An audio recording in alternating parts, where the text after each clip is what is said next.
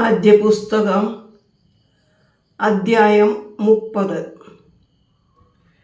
ദൈവമേ, നിന്റെ വേദപ്രമാണത്തിൽ അടങ്ങിയിരിക്കുന്ന അത്ഭുത കാര്യങ്ങളെ കാണുവാൻ എൻ്റെ ഉൾക്കണ്ണുകളെ പ്രകാശിപ്പിക്കണമേ. ആമീൻ. താൻ യാക്കോബിന് മക്കളെ പ്രസവിക്കുന്നില്ല എന്ന് കണ്ടപ്പോൾ റാഹേൽ തൻ്റെ സഹോദരിയോട് അസൂയപ്പെട്ടു. അവൾ യാക്കോബിനോട്, എനിക്ക് മക്കളെ തരികയില്ലെങ്കിൽ ഞാൻ മരിക്കും എന്ന് പറഞ്ഞു. അപ്പോൾ റാഹേലിൻ്റെ നേരെ യാക്കോബിന് കോപം ജ്വലിച്ചു. നിനക്ക് ഗർഭഫലം വിരോധിച്ചിരിക്കുന്ന ദൈവത്തിൻ്റെ സ്ഥാനത്താണോ ഞാൻ എന്ന് അവൻ ചോദിച്ചു. അവൾ അവനോട് പറഞ്ഞത്, എൻ്റെ ദാസി ബിൽഹ ഇതാ, നീ അവളുടെ അടുത്ത് ചെല്ലുക. അവൾ എൻ്റെ മുമ്പാകെ പ്രസവിക്കുകയും അങ്ങനെ അവൾ മൂലം എനിക്ക് ആശ്വാസം ലഭിക്കുകയും ചെയ്യും. തൻ്റെ ദാസി ബിൽഹയെ അവൾ അവന് ഭാര്യയായി കൊടുത്തു. അവൻ അവളുടെ അടുത്ത് ചെന്നു. അവൾ ഗർഭം ധരിച്ചു. യാക്കോബിന് ഒരു മകനെ പ്രസവിച്ചു. ദൈവം എനിക്ക് ന്യായം നടത്തിത്തന്നു. എൻ്റെ പ്രാർത്ഥന കേട്ട് എനിക്ക് ഒരു പുത്രനെ തന്നു എന്ന് പറഞ്ഞു. ഇതു നിമിത്തം അവൾ അവന് ദാൻ എന്ന് പേര് വിളിച്ചു. റാഹേലിൻ്റെ ദാസി ബിൽഹ വീണ്ടും ഗർഭം ധരിച്ചു. യാക്കോബിനൊരു മകനെ പ്രസവിച്ചു. റാഹേൽ പറഞ്ഞു, എൻ്റെ സഹോദരിയോടുകൂടി ഞാൻ മത്സരിച്ചു, എനിക്ക് കിട്ടി. അവന് നഫ്താലി എന്ന് പേര് വിളിച്ചു. തനിക്ക് പ്രസവം നിന്നുപോയി എന്ന് ലേയ കണ്ടപ്പോൾ തൻ്റെ ദാസി ശിൽപ്പയെ യാക്കോബിന് ഭാര്യയായി കൊടുത്തു. ലേയയുടെ ദാസി ശിൽപ്പ യാക്കോബിന് ഒരു പുത്രനെ പ്രസവിച്ചു. എൻ്റെ ഭാഗ്യം വന്നു എന്ന് ലേയ പറഞ്ഞ് അവന് ഗാദ് എന്ന് പേര് വിളിച്ചു. ലേയയുടെ ദാസി ശിൽപ്പ യാക്കോബിന് രണ്ടാമത് ഒരു മകനെ പ്രസവിച്ചു. സ്ത്രീകൾ എന്നെ തീർച്ചയായും പ്രശംസിക്കും എന്ന് ലേയ പറഞ്ഞ് അവൻ ആശീർ എന്ന് പേരിട്ടു. ഗോതമ്പ് കൊയ്ത്തിൻ്റെ കാലത്ത് റൂബേൽ വയലിൽ പോയി ദൂതായി പഴം കണ്ടെത്തി തൻ്റെ അമ്മ ലേയയുടെ അടുക്കൽ കൊണ്ടുവന്നു. നീ മകൻ്റെ ദൂതായി പഴത്തിൽ നിന്ന് എനിക്ക് കൂടെ തരിക എന്ന് റാഫേൽ ലേയയോട് പറഞ്ഞു. ലേയ അവളോട്, എൻ്റെ ഭർത്താവിനെ കൂട്ടിക്കൊണ്ടു പോയത് നിനക്ക് പോരായോ? എൻ്റെ മകൻ്റെ ദൂതായി പഴവും വേണമോ എന്ന് ചോദിച്ചു. റാഹേൽ അവളോട്, നിന്റെ മകൻ്റെ ദൂതായി പഴത്തിനു വേണ്ടി അവൻ ഈ രാത്രി നിന്നോടുകൂടെ ഉറങ്ങിക്കൊള്ളട്ടെ എന്ന് പറഞ്ഞു. വൈകിട്ട് യാക്കോബ് വയലിൽ നിന്ന് വന്നപ്പോൾ ലേയ അവനെ എതിരേൽപ്പാൻ പുറപ്പെട്ടു ചെന്ന്, ഇന്ന് എൻ്റെ അടുക്കൽ പ്രവേശിക്കുക, എന്തെന്നാൽ എൻ്റെ മകൻ്റെ ദൂതായി പഴത്താൽ ഞാൻ നിന്നെ കൂലിക്കെടുത്തിരിക്കുന്നു എന്ന് പറഞ്ഞു. അവൻ ആ രാത്രി അവളോടുകൂടെ ശയിക്കുകയും ചെയ്തു. ദൈവം ലേയയെ ചെവിക്കൊണ്ടു. അവൾ ഗർഭം ധരിച്ച് യാക്കോബിന് അഞ്ചാമതൊരു മകനെ പ്രസവിച്ചു.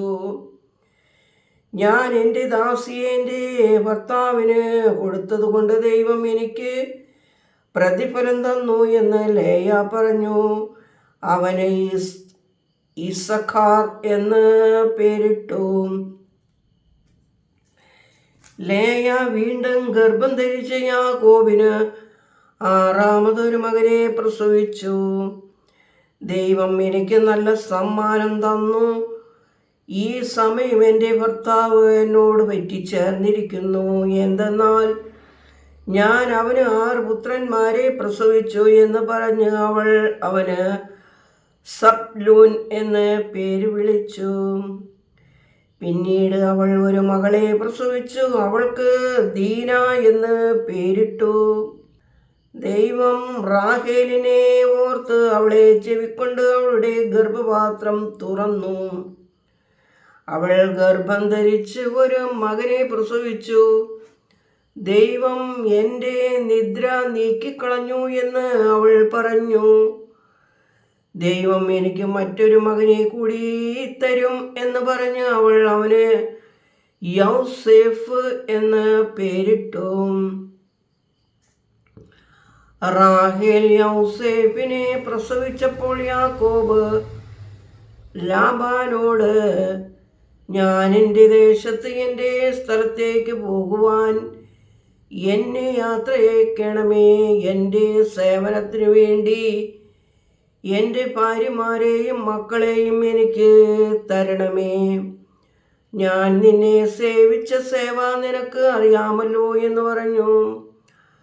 ലാബാൻ യാക്കോബിനോട്, എന്നോട് കൃപയുണ്ടെങ്കിൽ പോകരുതേ, നിന്നെ പ്രതി ദൈവം എന്നെ അനുഗ്രഹിച്ചിരിക്കുന്നു എന്ന് എനിക്ക് ബോധ്യമായിരിക്കുന്നു.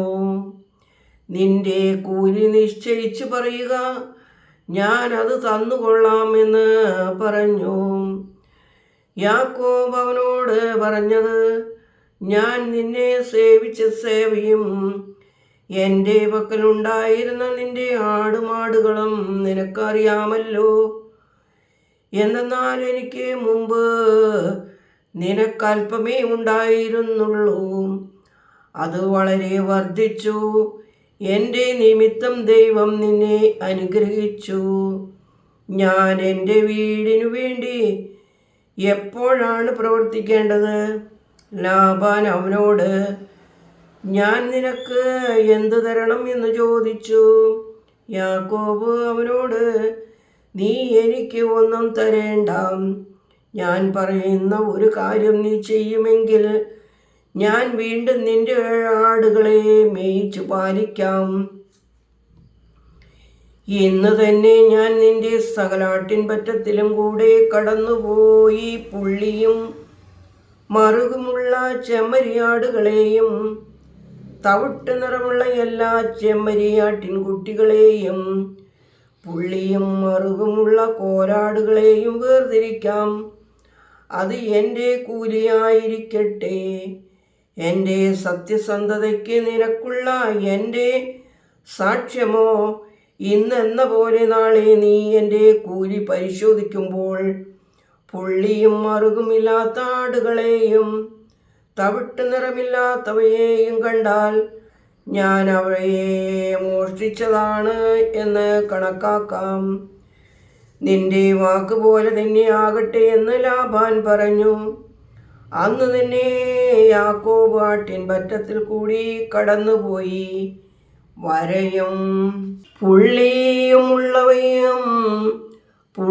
മറുകുമുള്ള കോലാടുകളെയും അവയിന്മേൽ വെളുപ്പുള്ളവയും തവിട്ട് നിറമുള്ളവയുമായ ചെമ്മരിയാടുകളെയും വേർതിരിച്ചു തൻ്റെ പുത്രന്മാരുടെ പക്കൽ കൊടുത്തു. അവൻ തനിക്കും ലാബാനും ഇടയിൽ 3 ദിവസത്തെ വഴിയകലമുണ്ടാക്കി.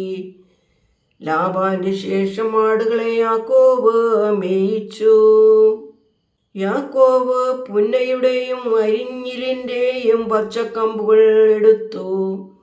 കമ്പുകളിൽ വെള്ളവരകൾ കാണാത്തക്കവണ്ണം തോലിരിച്ചു. താൻ തോലിരിച്ച കമ്പുകൾ ആടുകൾ വെള്ളം കുടിക്കാൻ വരുമ്പോൾ അവയ്ക്ക് അഭിമുഖമായിരിക്കത്തക്കവണ്ണം ആടുകൾ വെള്ളം കുടിക്കുന്ന നീർപ്പാത്തികളിൽ അവൻ വച്ചു. വെള്ളം കുടിക്കാൻ വരുമ്പോഴാണ് ആടുകൾ ഗർഭമേൽക്കാറുള്ളത്. ആടുകൾ ഈ കമ്പുകൾ കണ്ടുകൊണ്ട് ഗർഭമേറ്റ് പുള്ളിയും വരയും മറുകുമുള്ള ആട്ടിൻകുട്ടികളെ പെറ്റു. ലാബാന്റെ ആട്ടിൻപറ്റത്തിലെ വരയും പുള്ളിയും മറുകുമുള്ള ആട്ടിൻകുട്ടികളെയും കറുത്തവയെയും യാക്കോബ് വേർതിരിച്ചെടുത്ത് അവയെ തന്നെ ഒരു പറ്റമാക്കി. ലാബാന്റെ ആട്ടിൻപറ്റവുമായി അവയെ കലർത്തിയില്ല. കരുത്തുള്ള ആടുകൾ ചനയേൽക്കുമ്പോൾ കമ്പുകൾ കണ്ടുകൊണ്ട് ചനയേൽക്കുവാൻ തക്കവണ്ണം യാക്കോബ് കമ്പുകൾ നീർപ്പാത്തിയിൽ വയ്ക്കും. എന്നാൽ കരുത്തു കുറഞ്ഞവ ചനയേൽക്കുമ്പോൾ അവൻ അവ വച്ചില്ല. അങ്ങനെ കരുത്തില്ലാത്തവ ലാബാനും കരുത്തുള്ളവ യാക്കോബിനുമായി തീർന്നു. ആ മനുഷ്യൻ അത്യന്തം ധനികനായി തീർന്നു. അവന് വളരെയേറെ ആടുകളും ദാസന്മാരും ദാസിമാരും ആൺകഴുതകളും ഒട്ടകങ്ങളും പെൺകഴുതകളും ഉണ്ടായി. ദൈവമേ, സ്തുതി നിനക്ക് യോഗ്യമാകുന്നു. പാർക്കുമോർ.